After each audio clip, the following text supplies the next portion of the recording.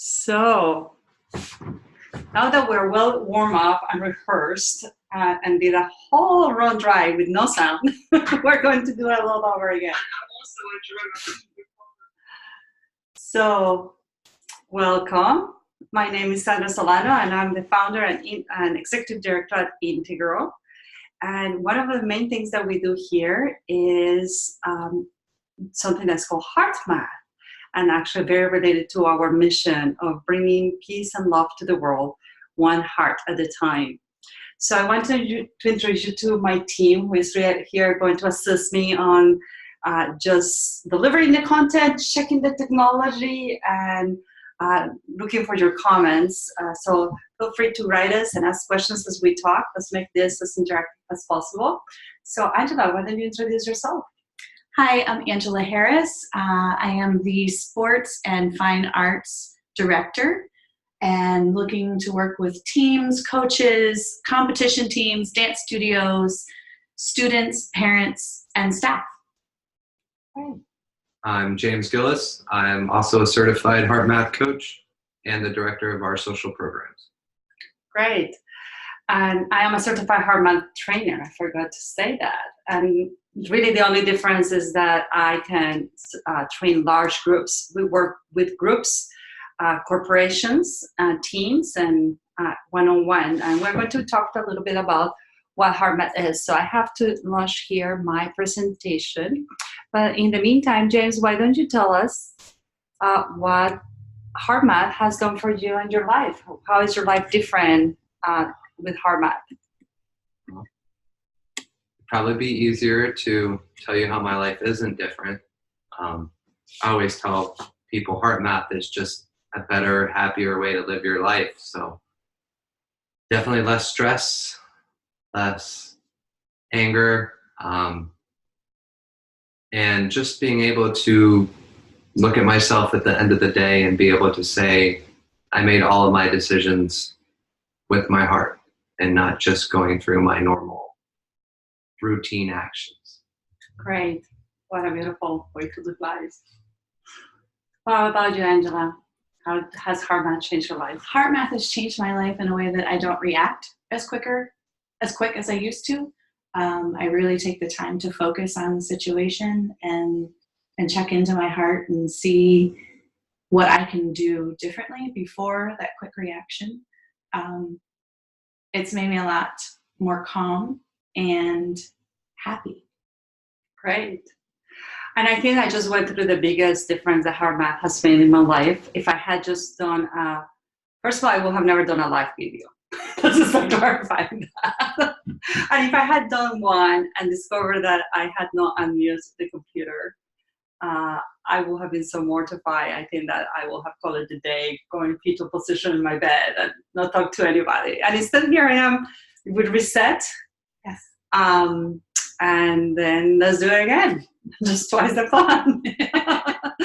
So there's many changes that heart math brings to your life, and that's why that heart math has been in the business now for almost 30 years.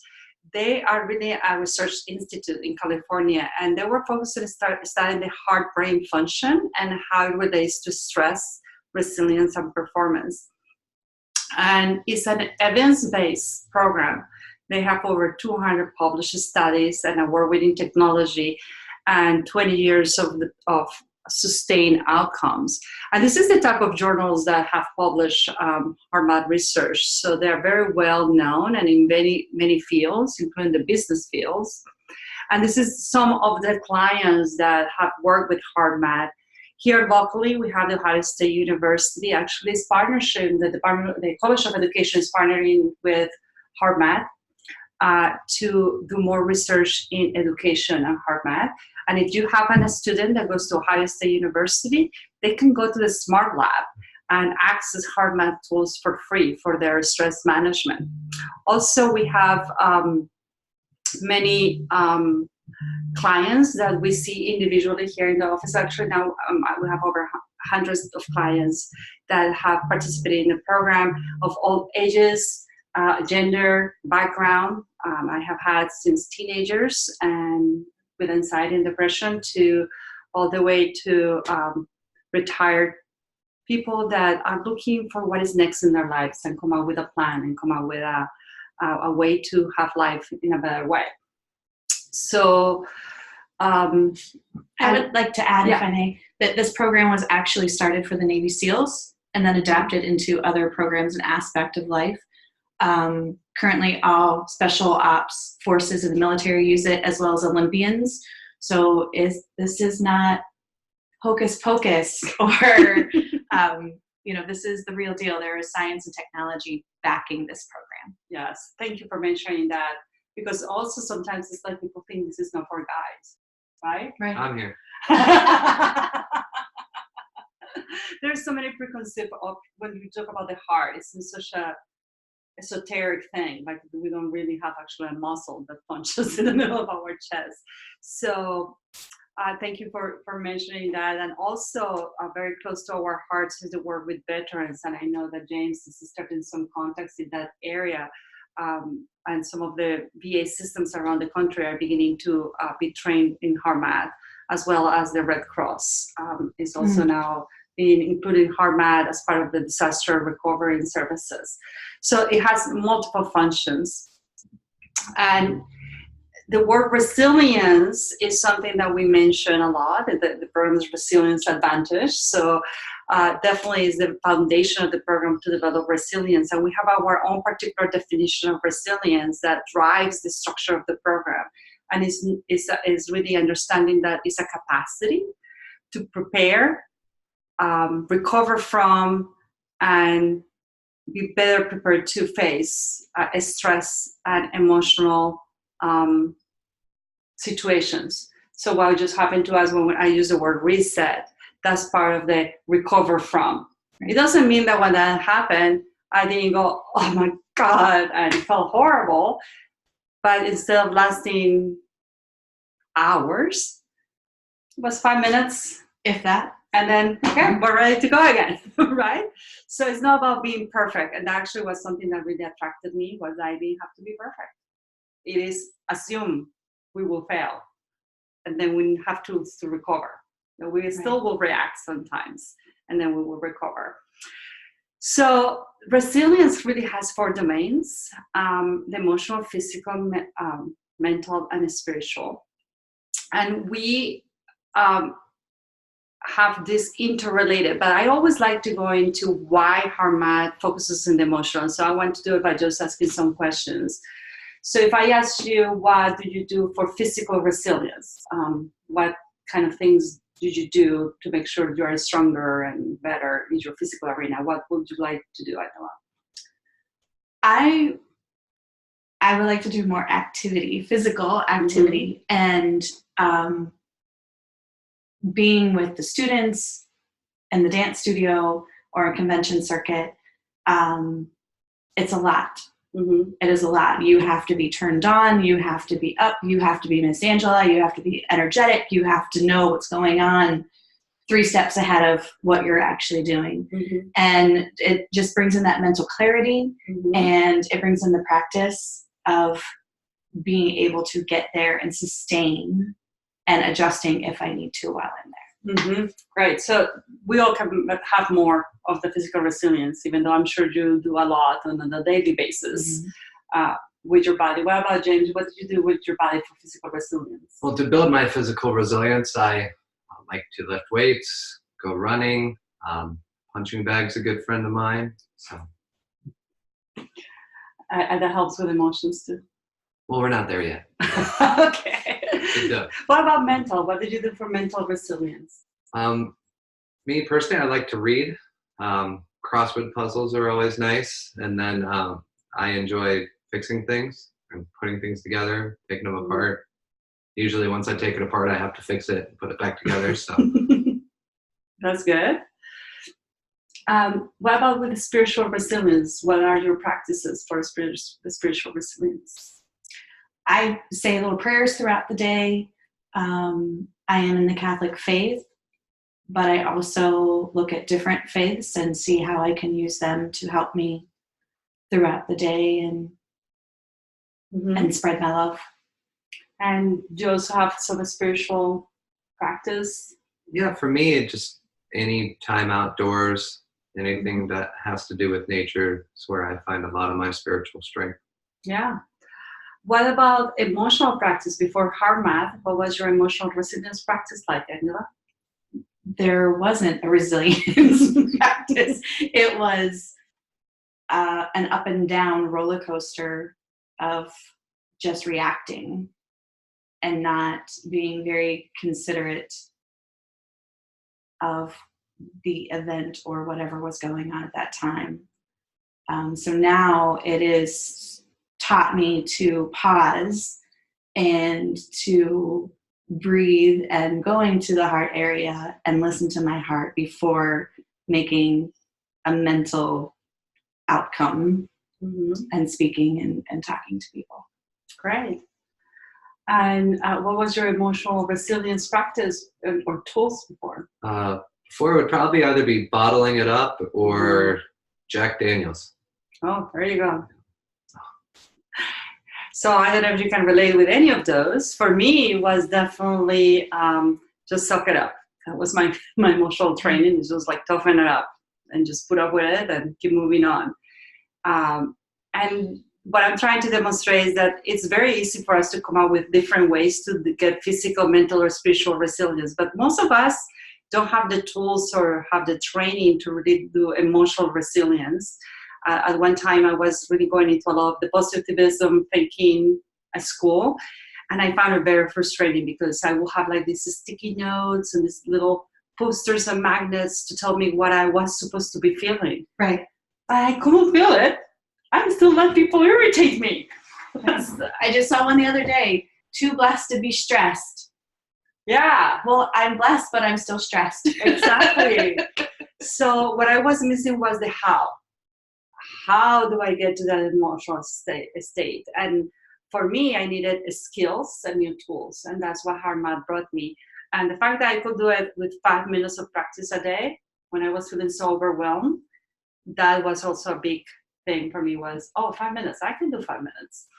So even though we are only talking about emotional from now on, that doesn't mean we are ignoring the other ones, because also our emotional resilience affects the other 3 dimensions. So that's also what is so nice about it. I'm going to show you a short movie that is going to tell us what we're called hard math and what is the most important part of this journey with hard math. And hopefully now that there is sound, you can hear it.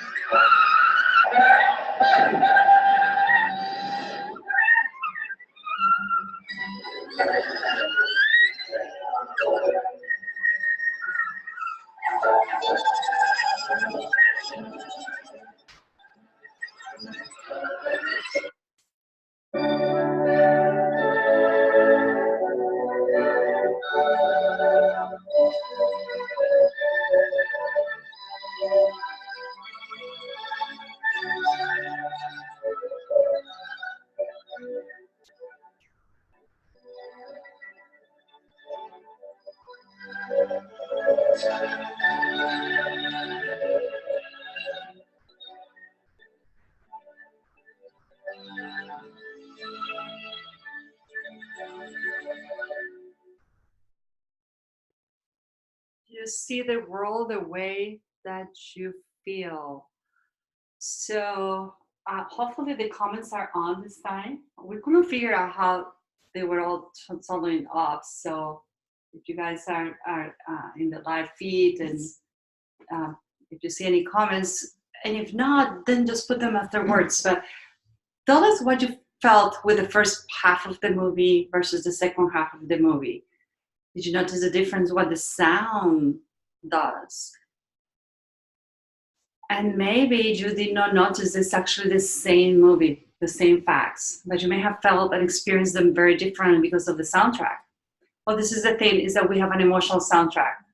And the reason why we're called hard math is because we have the situations, the facts, plus the perception, plus the emotion equals outcome. So how we ended up experience in life depends on that emotional soundtrack, the perception and those emotions. And you guys have two excellent examples of how you have experienced hard math changing that soundtrack, even though the situation, at least initially, did not change. So who wants to go first? I will. Okay. That's fine. All right. Well, I'm pretty lucky. I grew up here. My family all still lives in town, and one of my mom's favorite activities is that we all get together and play cards. The card game we play specifically, it's called Shanghai. Most people have never heard of it. It takes about an hour to play. That's if everyone's paying attention. And it's not my favorite game. And I used to really get frustrated and not enjoy being there because I didn't like the game. And after learning heart math and finding that I could take, the significance out of what game we're playing and just focus more on enjoying time with my family, I find that I probably enjoy playing now more than just about anybody besides my mom. And that while I don't really care if I win or lose, that I probably win more often and that I'm just really enjoying myself. So that was really neat to see. Yeah, great example. So the situation did not change. Same people showing up to the game, same game. Always. But how you are experiencing the game changed. And now some of the outcomes are changing as well. Yeah. Great example. How about you, Angela? Well, being a dance teacher and teaching small children up through adults, with the smaller children, I felt before that it was very chaotic and in the classroom, which all my dance teacher friends can relate to. 3 and 4-year-olds can be anywhere and everywhere in a blink of an eye. And I just felt like I wasn't getting my lessons across to them or getting the amount of content that I needed to teach to them in the class time frame. So I would start doing the heart math. When I started doing heart math and then learning the tools, the heart focused breathing and the energetics from my body moved waves onto them, and I was able to teach them more complex patterns, more steps. They seemed to calm down. I know I was a lot more calm, so they felt that, and we were able to get a lot done within one class. Great. Another beautiful example of just how we can change how we feel, even if nothing else has changed. But eventually that feeling starts changing how others feel. Yes. And then start changing their realities. So that's why paying attention to this emotional soundtrack is so important. So self-awareness is part of the program. It's not just tools for regulation, but we have to be aware of how we're using the energy of our emotions. So we talk about depleting and renewing emotions. And I always like to clarify energy because I came from being so skeptical into this field that when I heard the word energy, immediately I thought about woo-woo energy. And this is not the energy we're talking about in heart math. It's actually physics. We do have energy going through our body. We eat, so we have calories, and we burn out those calories. That's the energy that we consume. And when we have depleting emotions, we're using up that energy. Mm-hmm. And we have renewing emotions. Actually, we renew the system and allow for better storage of energy. So we actually are filling up our tank of resilience. So these are the examples of some depleting emotions, and they are depleting not because they're bad. We're very careful with the language in heart math. There's no bad emotions or good emotions. We need all our emotions, and what we don't want to be is in a state of depletion all the time. So because these emotions release stress hormones, and the stress hormones, if they are on for a long period of time, which unfortunately with our quick paced life happens very often. So we have the stress hormones on all the time, and they become toxic when they are at high levels constantly. And these are some of the effects that you can see with depleted emotions. And I always like to point out to, accelerated aging. It's just like, how can that happen because of stress? But if you see anybody who has been in a refugee camp and see how quickly they age, and they seem wear out Right. because of their stress they're under. On the other side, renewing emotions such as compassion, care, appreciation, release about 1,400 chemicals in our brain and in our body that start regenerating our system. It repairs cells. It changes the way the metabolism works. The main hormone that we study is called DHEA, and that is the closest to the fountain of youth that there is. So I like to say I'm aging backwards because of heart math. So we have evidence that these renewing emotions increase longevity, memory, problem solving, intuition, and job performance and achievements. So they really are renewing to our system. One of the techniques that we want to share with you today, which is very powerful on itself, is the heart focused breathing technique. And it's kind of always in this showcase is my gift to people, because some of us, this is all we need. And this is enough to start transformation and maybe prepare us for something else. But heart focused breathing on in itself is a very powerful tool for self-regulation and help us to maintain composure when we are in a stressful situation. So imagine, I don't like doing these lives, and now I'm doing the second time around. So the first time I was doing heart focused breathing every 5 minutes. Now I'm just doing it all the time to help me maintain my composure and being able to do this. This may not be challenging for everybody. It is challenging for me. And that's okay. So I do use my heart focused breathing throughout. So it is not a sleepy head state. It's really active calm. It wouldn't be very effective if I were closing my eyes right now and not be able to communicate and connect with you guys and with you guys here. So it is something that really allow us to bring a lot of traditional techniques into how to use them during the living, out in the day, out in our activities. And that's also why Olympic athletes have found it very useful, because it improves their performance and allows them to be focused and ready to perform at the moment. So that's one of the things that we like to emphasize here. So I'm going to go a little bit over the parts of the technique, even though it seems very simple, they are very specific. So the first part says to focus your attention in the area of the heart. I was not really good at this. Actually, I did not know how to focus my attention anywhere. So I will think about the heart, and I was thinking about the heart, but my attention was not there. So I want to share some tips about how to really bring your attention to the heart, and you guys have some awesome tips. So why don't you start, Angela, with what did you like to For focusing recommend? your attention on the area of the heart, I like to think of when I inhale, I can feel the air going through my nostril, through the back of my throat, and feel it going into my heart or chest area so that I can feel the energy there, as well as my chest expanding and collapsing and feeling that breath. And I think that's a really effective tip. I found myself following my breath just now. I'm feeling kind of the air arriving there. It's like, oh, yeah, I found it. That's a space. There's a space. Good, thank you. What about James? Do you have any tips? Yeah, one of my favorite tips I heard in one of my classes was take an elevator ride down to your heart. Because most of the time when we're thinking, and especially when we think of our consciousness, it's always in our brain, and we live a lot in our heads. So to start there and just be able to drop yourself down, literally imagine your thoughts are not coming from your head anymore, but in your heart or chest area. And then once I'm down there, I find it very easy to just focus on my heart beating throughout my whole body. And I can just, if you're paying attention to the beats, you're focused on your heart. Great. Do you guys remember why do we do this heart focus?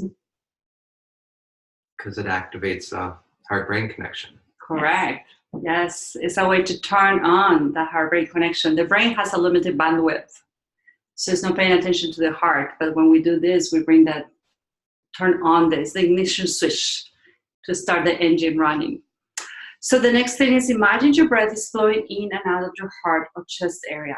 I know the breath is not flowing through there, but I like to tell my clients to imagine cold air coming in and warm air coming out, because that increases that sensory communication. So we're increasing the information that goes to the brain. And then breathing a little bit slower and deeper than usual. So this is not about deep breath. This is not take a deep breath. It's about keeping your normal breath, just even out your inhales and exhales, and make it a little bit slower, very perceptible. Like you guys haven't noticed I have been doing this. It's just you can't even see it happening.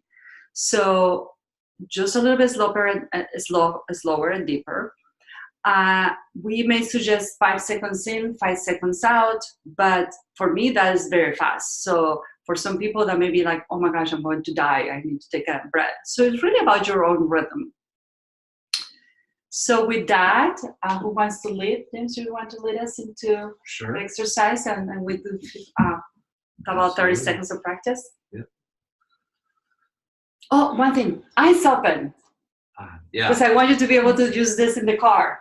Definitely. Or if your boss is talking to you and giving you a hard time and you sit there and close your eyes to start, they're probably going to notice. So, you never have to do that. no, my boss is great. I'm sure he uses it all the time. All right. Well, let's focus your attention in the area of the heart.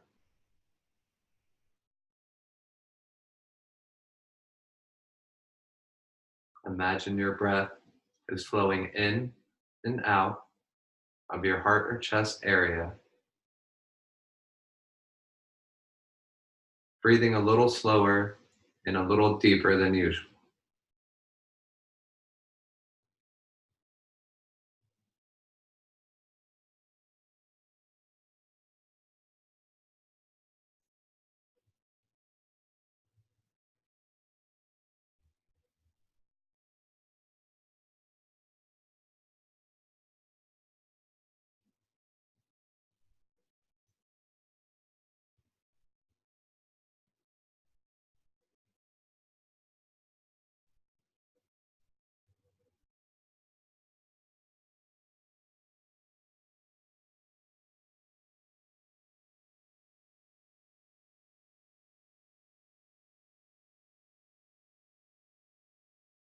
That should be about 30 seconds. Thank you. That felt fabulous. So why do we just always start with 30 seconds?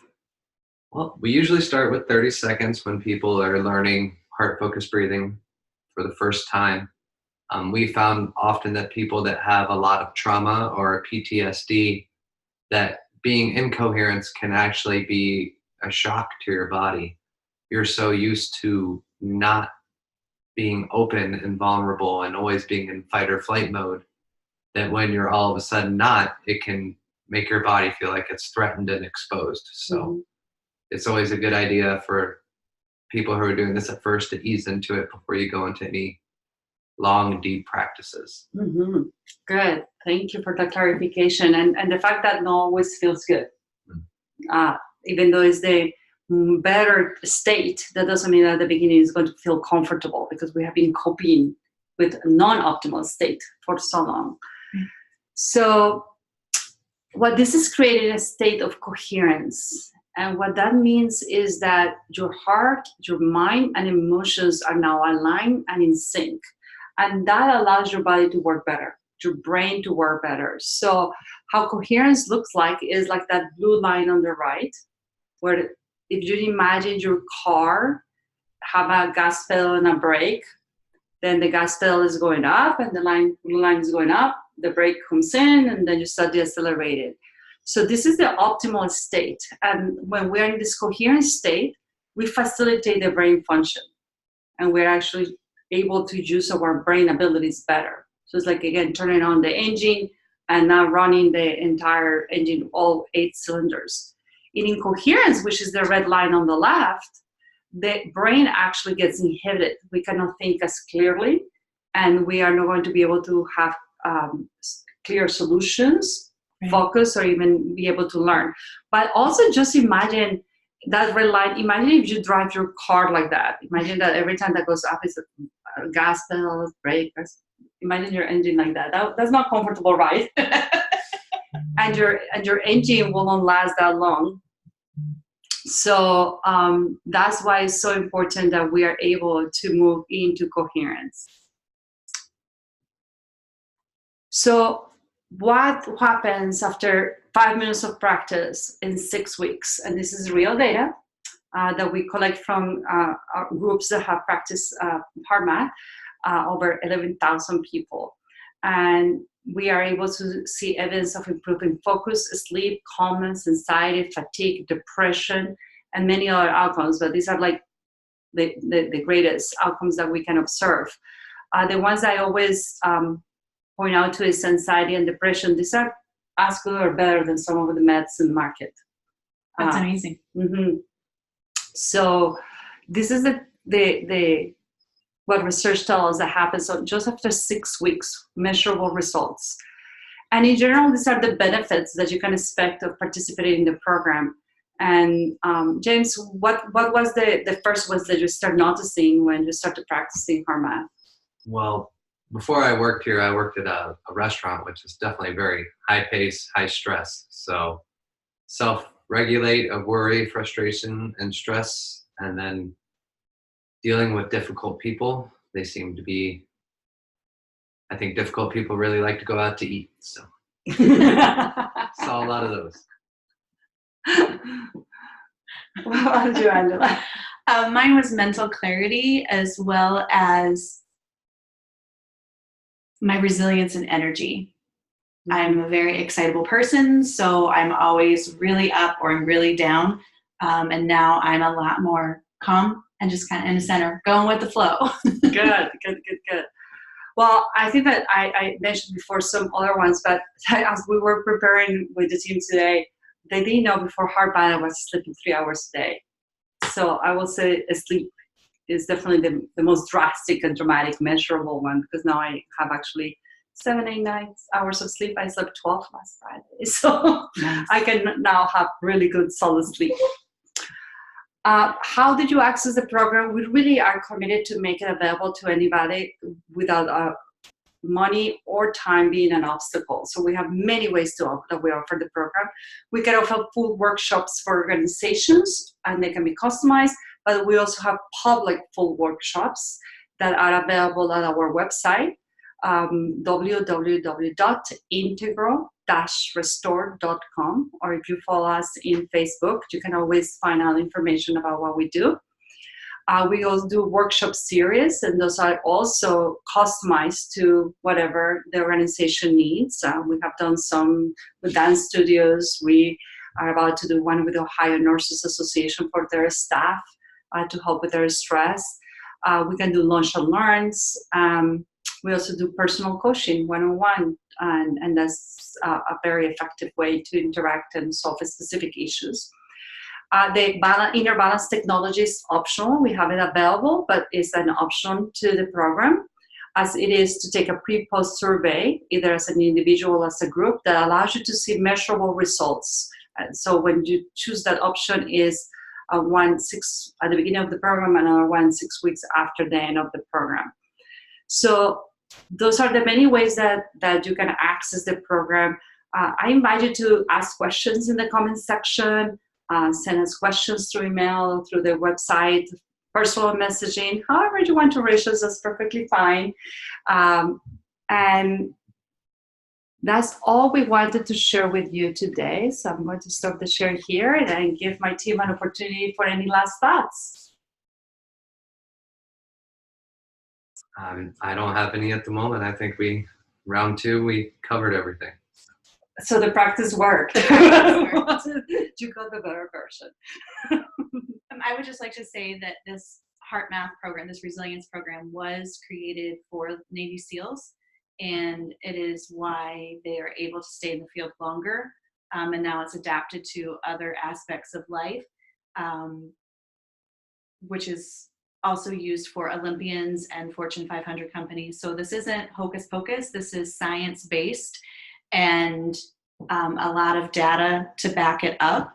And it's something that you can do at any point or time in your life. You don't have to disappear to your Zen meditation room to do this. You can do it while you're driving, while you're getting ready in the morning, or in the shower, 2 minutes before you walk into a meeting, and it'll just really improve your life. Thank you. And I think that actually I can say all three of us came from a very skeptical perspective. I was trapped in the desert, so I had no alternative.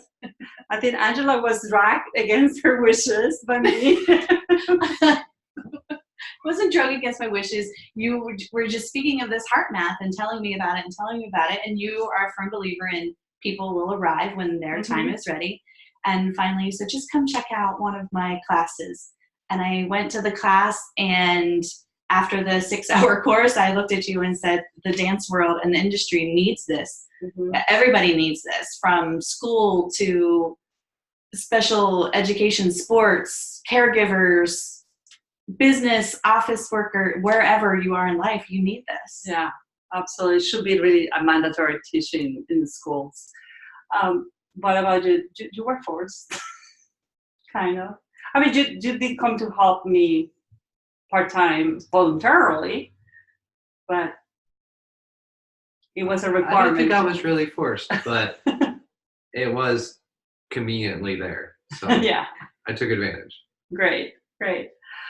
So if you feel that you have questions, believe me, probably you don't have a question we didn't have ourselves, or concerns that we didn't have ourselves. So I wasn't able to go forth then, because I really was trapped in the desert. I didn't know I was going to be exposed to this. So thank you for watching, and just let us know if you have any questions. Bye-bye.